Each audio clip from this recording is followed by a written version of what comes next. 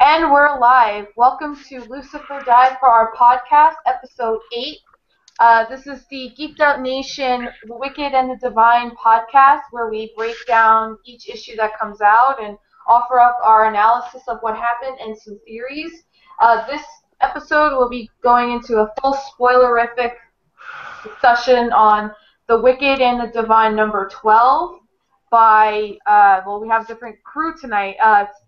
By Kieran Gillen and guest artist Kate Brown and our regular colorist Matt Wilson. Right? He did the colors, I think. He did the colors just for the backup story. So yeah, this is the first issue of the third arc. And before we jump into this, we'll just quickly introduce ourselves. I am Jess Camacho. I'm a comic editor at geekedoutnation.com, and I'm also a contributor for Multiversity Comics. Who's going next? Okay. I'm Janobi, co-editor for Geeked Out Nation, and Soup. All right, then. I'm Soup. I'm a contributor to Geeked Out Nation, and tonight I will be presented by a skylight. Because that's the way I do. All right, so let's jump right into this. So, The Wicked and the Divine number 12 is the first issue of the third arc. The third arc will feature guest artists on the main story with Jamie McKelvey working on the backup stories. This issue is, kind of the aftermath of what happened with issue 11. And yeah, I mean, this is not a crazy jam-packed issue, but it's important to look at in terms of the series as a whole. If you haven't read the last issue, you probably shouldn't be listening to this. But Laura, we do. But quick catch-up. Laura was revealed to be a 13th god. She was Persephone, and almost right after she realized she is turned into a god, she is killed by Ananke, her entire family as well. And we're still hurting from that. Yeah, and we were left with the giant cliffhanger of whether or not Inanna was dead or not. The place that him and Baphomet were at, they were fighting, and it went kaboom. And we weren't sure what happened. So, we pick up this issue, and one of the very first things we find out is that Inanna is dead. Yes. I don't think we're going to get a crazy twist here. I think he is gone, because this series doesn't like to keep people we like alive. Right. So yeah, we are introduced to like a brand new group of people. Beth is you might if you're looking at the art, you might be a little confused, but Beth is not Cassandra. Beth is someone that works for Cassandra. And her and her camera crew are working on a Inanna tribute video in a way. And so they're looking at interviews with Laura, and they're trying to get something new and different that everyone else isn't doing. So, just quickly, initial thoughts. What did you think of the issue as a whole? It was okay. I mean, we got an idea of what came next. We somewhat got the reactions we wanted, especially from Val. So it just didn't hit you the way you felt it should have emotionally. But that's just me. I agree with you, and I think it was the decision to introduce characters as the main focal point of the issue. But I do see it as a risk, and one thing the creators of this book do consistently is take risks. Just sometimes, like personally, it didn't really work as well as other risks they've taken as a single issue, because a lot of really powerful, feely stuff happened in the last issue that really affected us as people, and we kind of wanted to see how we'd land after that, and we were given these new people who don't care about us. Yeah. Yeah, I wouldn't call this like needless, mindless filler, but it very much feels like we're entering a new phase of the series, um, which is tough.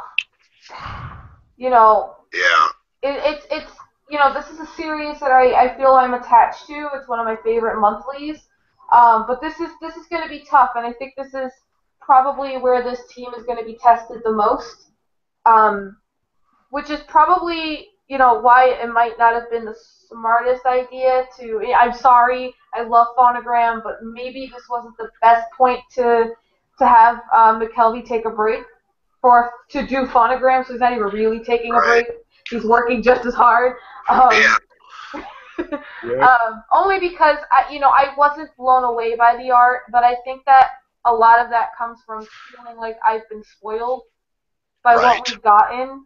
Um, but this is going to be tough because Laura was so instantly likable and she was so easy to attach to. Um, Beth is not. No, No. but I think that's kind of the point too. And Such a yeah. you're such a bitch, Beth. Well, I worked with Cassandra, so But see, I think like her character is really cool in that sense that she's not right away likable, but I think you need when you do something like this where such a huge thing has happened, we should have somebody we can really latch onto. Like I don't dislike Beth as a character, but I kind of had a tough time finding like my grounding is who I was kind of attached to, and it ended up being Ball. It ended up being Ball because yeah. he's so emotionally hit by Inanna's death, which I love so much. Oh God. As it when we were previously saying that McKelvey should have come in and done this moment, it was those scenes I'm specifically referring to because Bal was awesome in this issue, and I would have loved to have seen the dynamic uh, portrayal of him that was previously done in these emotional moments after Anana's death and the Yeah, revelations that we got. But that was definitely a positive of this issue is every page involving him. yeah.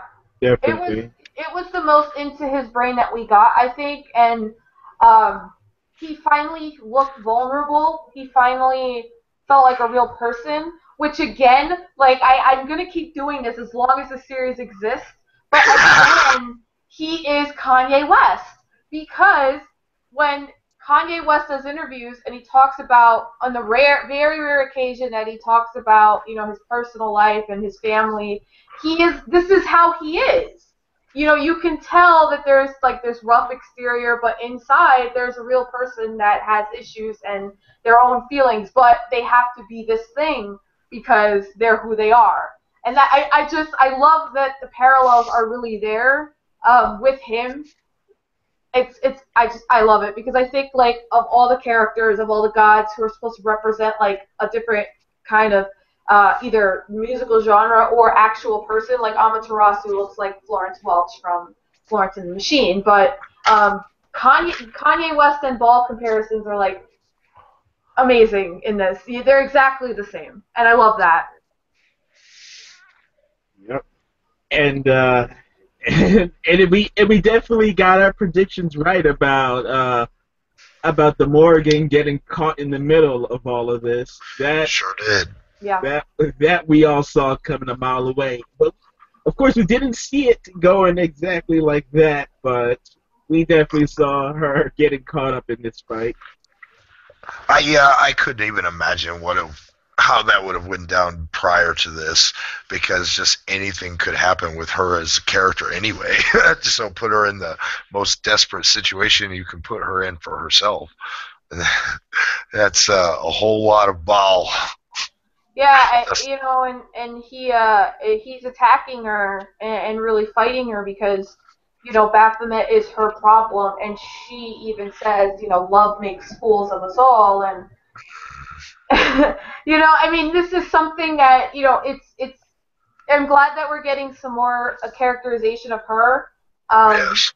but again, I feel like as great as it is to have the gods really taking the focus of this issue, I do feel like we need something like Laura back in the story.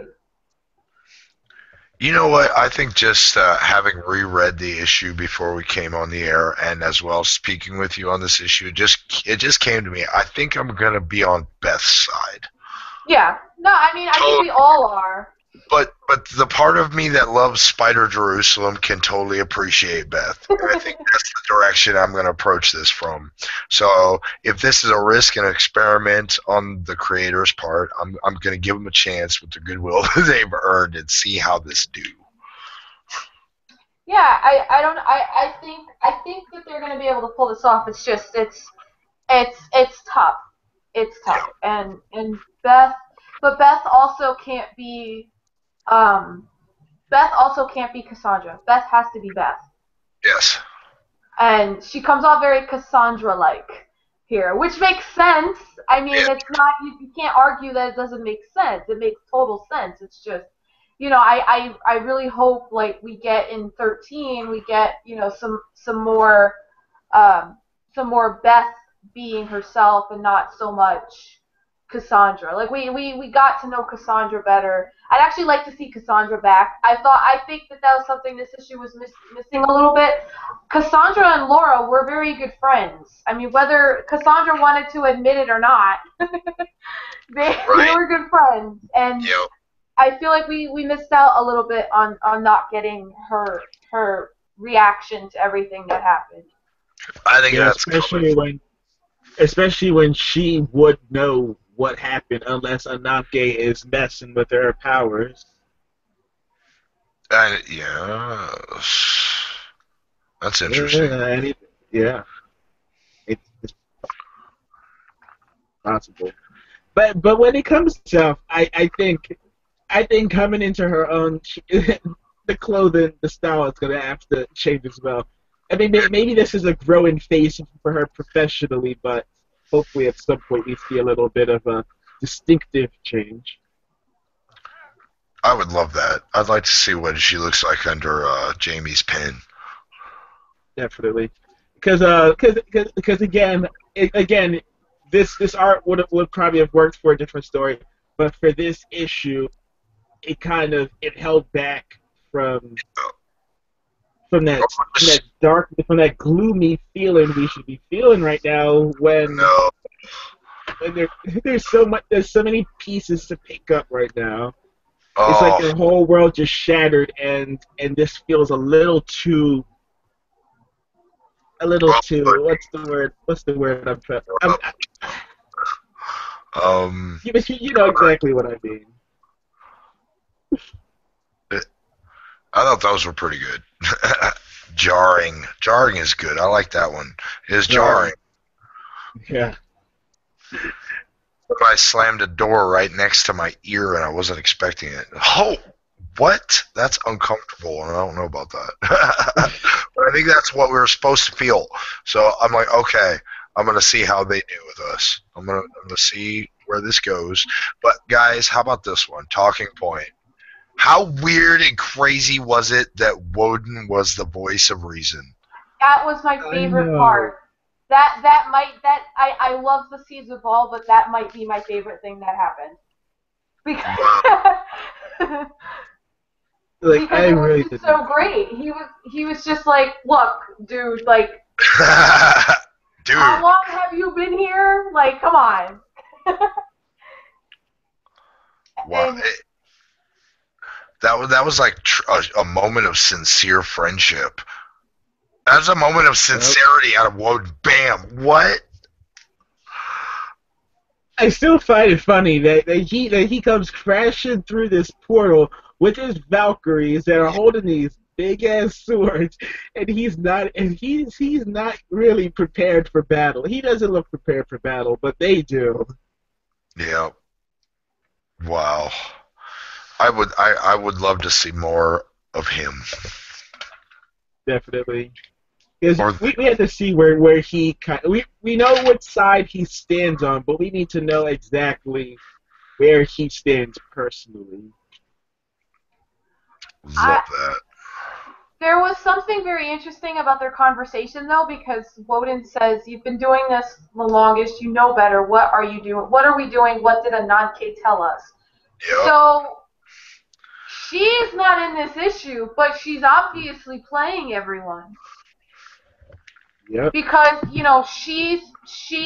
I'm assuming that because Beth and her camera crew think that Anana's death and Laura's death are connected, that's the story Ananke is telling people. So she is playing them, and I think she's underestimating how important Laura was to them. Yep. Because Cassandra, she may be a god now, but she's still Cassandra. She's gonna investigate into this because she cared about Laura, Yep. I think it's fair to say that Ball did too, because I mean he picked her up that night, and Absolutely. he cared about her too, and I think at a certain point the two of them might have to come together and say, especially now that we know how long he's been around because of Woden, he's going to have to come to a point, I think, where he's going to want to do something about Ananke. Wow. That's true. Based on that, you can kind of predict how the story arc's going to go just by the memory of how each god treated and interacted with Laura. Because if she has a finite lifespan now that we can reflect upon, and be like, Oh, what were the exact interactions then? and here's the big question: they have the Morgan, so what are they going to do with the Morgan? I think that the Morgan feels for Laura too, and I think that she's gonna get help. The Morgan, Cassandra, and Ball on Team Laura. Yep. You have to assume that. I mean, I can't imagine that. I think Lucy's death was something that acted as a catalyst for the series, but I think Laura's death is something that's going to have to be avenged. I don't think she dies and they go on with their cycle and then just forget about it. I can't see that happening. No, I can't either. I think the reason why this particular cycle is being given to us in story form is that it's going to be the most interesting one of them all. Otherwise, we'd have more stories about the cycles from the 209 times before, or however. However many there were, because they've been around since the beginning of time or whatever. I Exactly. mean, So it's this particular place in time with this incarnation of the gods that needs to be told, because it's gonna be a good one. It's gonna change all of them retrospectively, and that I think is going to be a big way to do it. If you have Ananke, the 1,000-year-old matron of everybody, being the villain, undermined by her own quote unquote children, that's Shakespearean and beautiful. I think that's where we're going. and it plays into the youth that exists in all of this team's work. I mean, everything they do is about youth coming into their own, and they may be gods, but they are treated as children.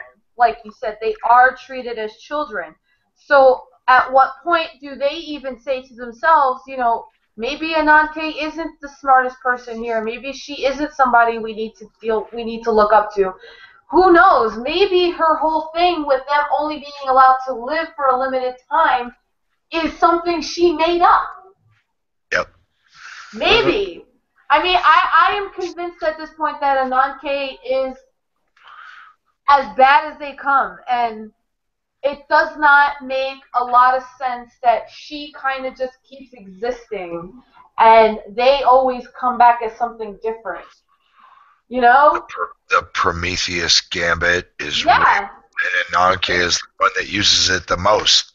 Yeah, I agree. I think that's exactly what she's doing, and now it's interesting to see, will the gods themselves be the ones that take it upon themselves to do what needs to be done as far as like earning. I mean, they are gods, and from their perspective, they would be earning back their lives. Why should they have to die every 2 years? Now, here's the other question.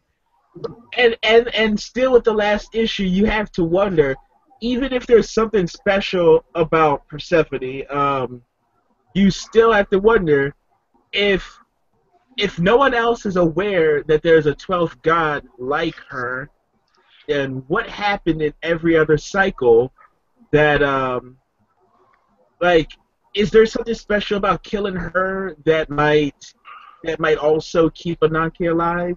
You have to think that there's also some sort of importance to what prolongs her health. Oh, absolutely. And I absolutely agree with you that Persephone is no accident, no flash in the pan. There was a reason she was picked by the creators to move this story along. And if it's a resurrection, I am going to flip my shit.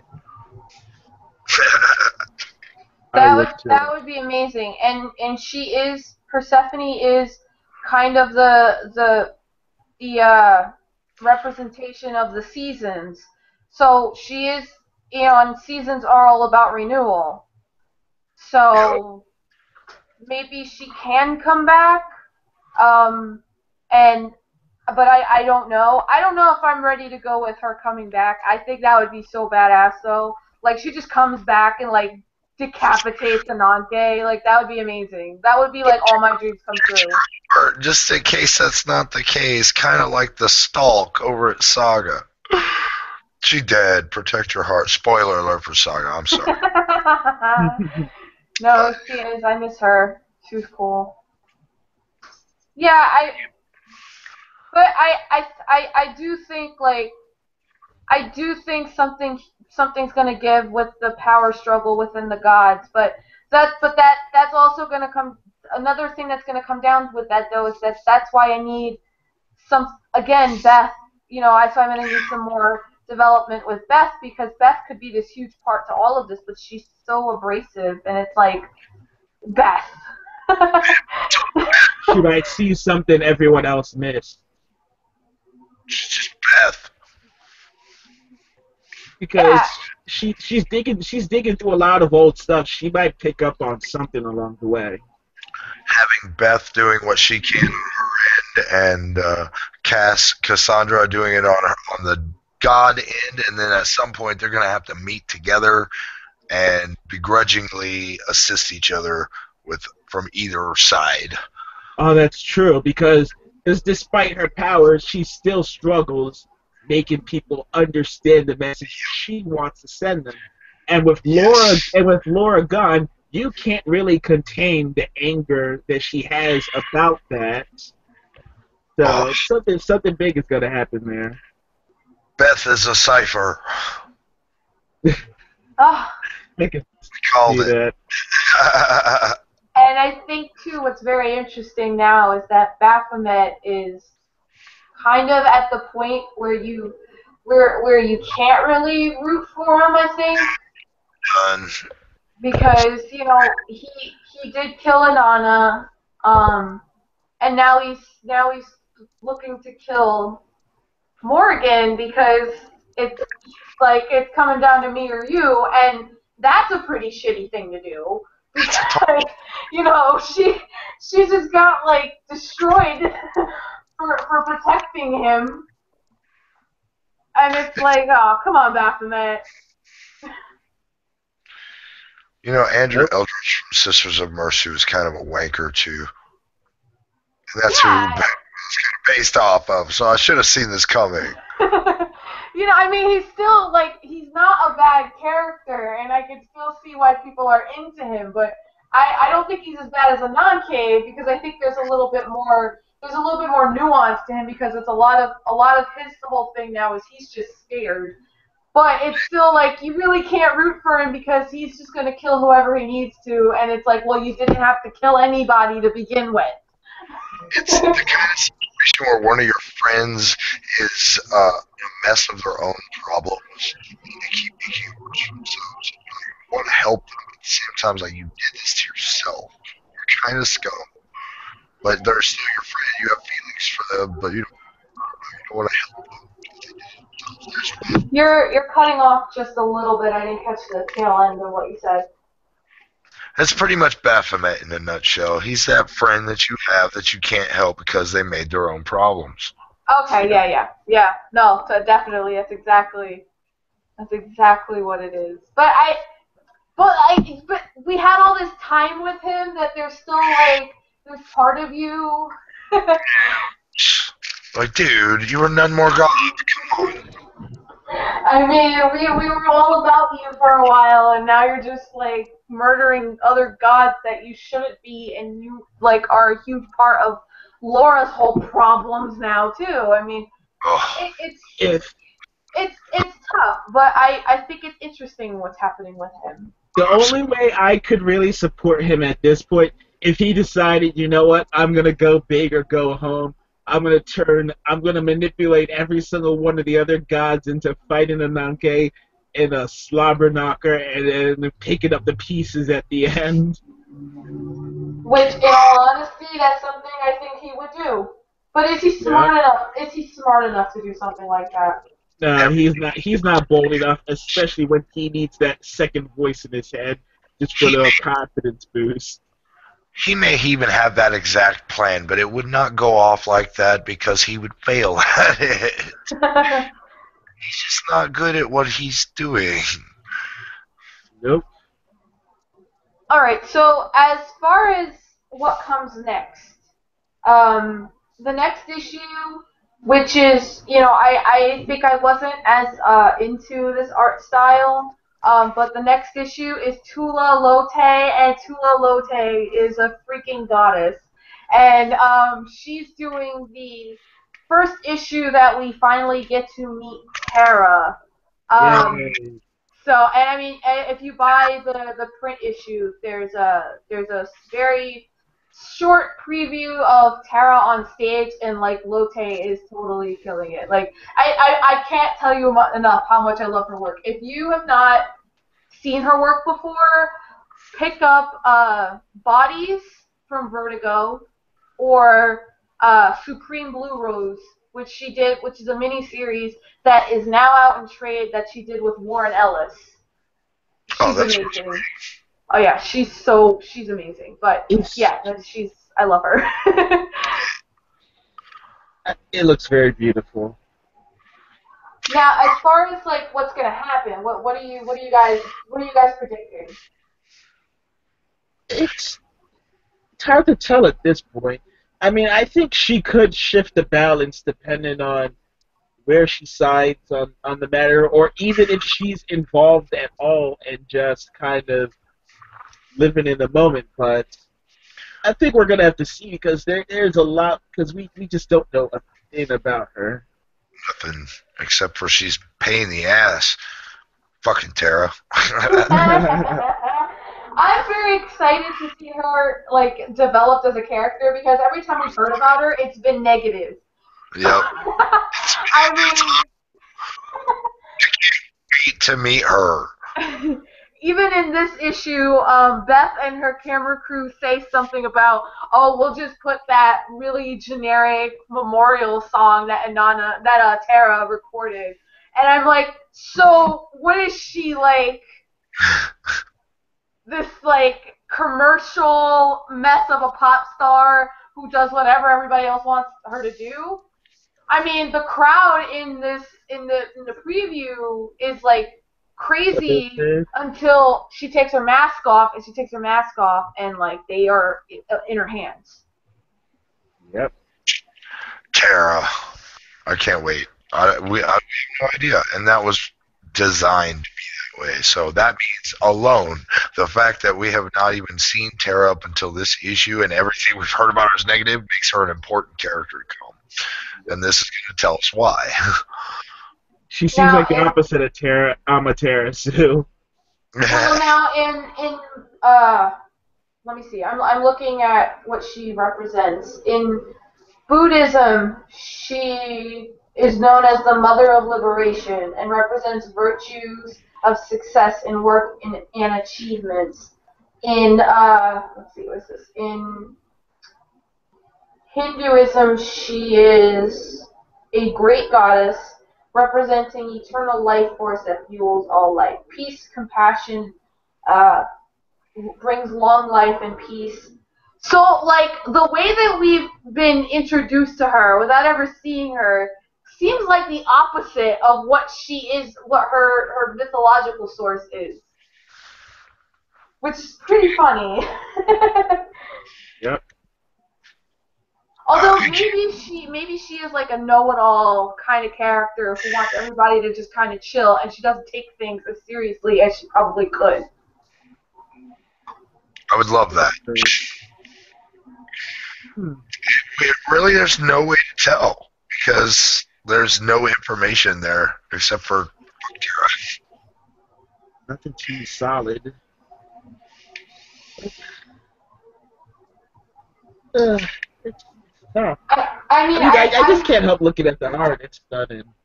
I just really hope that she I just really hope that we don't kind of get the same thing we got with Lucy, where the whole thing with how she died gets kind of I don't want to say ignored, but kind of just like put off to the side for the moment. Like I think Laura's death needs to be something that we feel in every single issue of this series until like things are resolved. So I'm interested to see where Tara fits into all of this. Who never even knew Laura. Yeah. Like I said, you could tell what's going to go on with each character by how they related to Laura from now on. You're absolutely right. Even if they decided to go against it, we as fans would still read Laura at every page. So you better do it right. You can't kill off Laura and not have us feel. Yeah. At the very end of the issue, we get like a short backup story. It's gonna be, I think it's called Video Games, and this is the first part of it. And it's, I guess it's gonna be multiple gods doing like these video interviews. And this one's kind of bittersweet because it's Inanna, so this might be the last time we see him in the story, which is pretty disappointing. But you know, that's the nature of this series. Um, he's here. He's talking a lot about regrets and um, how he's lived his life, and he says, you know, he's talking about how the only way out of that is he can't. He says that doesn't stop you regretting the results of what you did. The only way out of that is not to care, and you can do that. And he's like, oh yeah, you can do that in a lower voice. And then he says, look at Sockman. So I don't know what that means, but you know, it's almost like he's saying goodbye to us because he did everything the way he wanted to. Yes, he did. Which is, I think it's a really great page to kind of put him away now. He was such a happy guy. He loved him. Such a cool character. He was so great. He really was. Dadgummit. They keep taking all the ones we like. Exactly. It's like of those 2 years, he's the one god who really spent it the way he should have. Right. That's the way I would have done it. I mean, Yeah. So if anybody has, you know, the last thing I kind of want to mention that I kind of really liked, and this isn't directly related to the story, but I really liked that Kate Brown, the guest artist here, that she got a page of promotion in the print issue.